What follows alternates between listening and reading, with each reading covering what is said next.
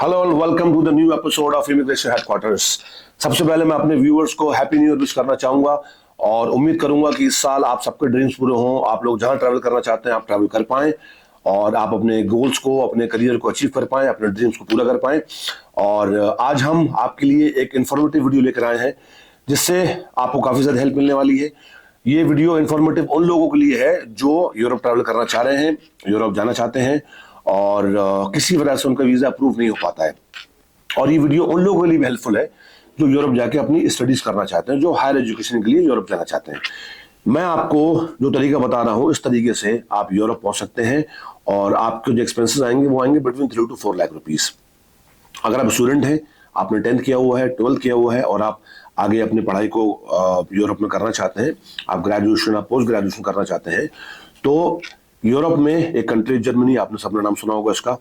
Germany में बहुत सारी पब्लिक यूनिवर्सिटीज हैं। जब मैं पब्लिक यूनिवर्सिटी की बात करता हूं तो उसका मतलब होता है कि गवर्नमेंट फंडेड यूनिवर्सिटीज।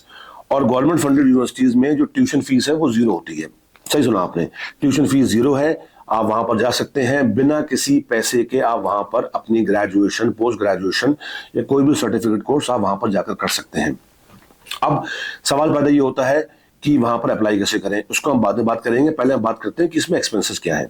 देखिए, मैंने जो पहले कहा इनिशियली कि 3 से 4 लाख रुपए में आप जा सकते हैं, ये एक्सपेंसेस जो है ये वहां की ट्यूशन फीस नहीं है। अब आप सोच रहे होंगे कि 3 लाख रुपए, 4 लाख रुपए जो एक्सपेंस है ये मैं क्यों बता रहा हूं। इसके लिए हम आगे डिटेल में बात करते हैं। आप जब एडमिशन लेते हैं तो उसके लिए आपको यूनिवर्सिटी में एप्लीकेशन करना पड़ता है। एप्लीकेशन करने के बाद आपका जब एडमिशन हो जाता है तो उसके बाद कुछ स्टेप्स हैं जिसमें आपके थोड़े थोड़े पैसे खर्च होने वाले हैं। उसको मैं डिटेल में बताता हूं आपको। सबसे पहले स्टेप ये है कि आप एप्लीकेशन करेंगे। उसके बाद आपका जब एडमिशन हो जाएगा तो एपीएस एक सर्टिफिकेशन है जर्मनी का जो आपके डॉक्यूमेंट्स को वेरीफाई करता है कि आपको डॉक्यूमेंट जो है वो ओरिजिनल है और जर्मन स्टडीज का जो स्टैंडर्ड है, जो उनकी पढ़ाई का स्टैंडर्ड है, उस स्टैंडर्ड के अकॉर्डिंग है या नहीं है। ये एपीएस सर्टिफिकेशन में कॉस्ट आती है तकरीबन 18 से 20 हजार रुपए और 1 महीने का टाइम लगता है। 1 महीने के बाद जो है, जो एपीएस है वो अपनी रिपोर्ट देता है और ये रिपोर्ट आगे जाकर आपकी वीजा फाइलिंग में काम में आती है। देखिए, जितनी भी जर्मनी की पब्लिक यूनिवर्सिटीज हैं, इन सब पब्लिक यूनिवर्सिटीज ने एक पोर्टल है वहां का, यूनी असिस्ट एक वेबसाइट है, आप चाहें तो गूगल करके देख सकते हैं। यूनी असिस्ट को कॉन्ट्रैक्ट दे रखा है ताकि जितने भी स्टूडेंट्स हैं वो यूनी असिस्ट पर जाकर अपनी एप्लीकेशन कर सकते हैं। अब यूनी असिस्ट क्या करता है, यूनी असिस्ट जो है वो आपसे 75 यूरो चार्ज करता है। तो ऑलमोस्ट 7,000 के आसपास, यानी कि आप किसी भी यूनिवर्सिटी में जब आप एप्लीकेशन करेंगे तो वो आपसे 75 यूरो चार्ज करेगा for the very first time. आप जब सेकंड टाइम अप्लाई करेंगे तो वो 30 यूरो चार्ज करेगा, जो इंडिया का बनता है तकरीबन 3,000 रुपए के आसपास। और इस तरह से आप मल्टीपल यूनिवर्सिटीज में अप्लाई कर सकते हैं। जो कॉस्ट है वो बहुत नेग्लिजिबल है।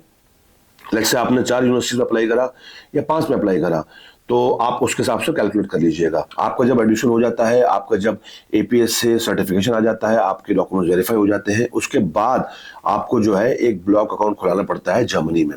देखिए, ब्लॉक अकाउंट जो है वो बेसिकली गवर्नमेंट जो है मेक श्योर करना चाहती है कि वहां पर पहुंचने के बाद आपके पास सफिशिएंट फंड्स है सर्वाइव करने के लिए। ये ब्लॉक अकाउंट को कनाडा में जीआईसी बोलते हैं। तो अगर आप 1 साल के कोर्स के लिए जाते हैं तो टेंटेटिवली आप 11-12 लाख रुपए पकड़ के चले, 11-12 लाख रुपए के आसपास जो है आपको ब्लॉक अकाउंट में डिपॉजिट करना पड़ते हैं। लेकिन ये पैसा आपका एज ए सिक्योरिटी डिपॉजिट है जो आपको मंथली मिल जाता है। ऐसा नहीं है कि ये एक्सपेंस है, ये एक्सपेंस नहीं है, ये सिक्योरिटी डिपॉजिट है।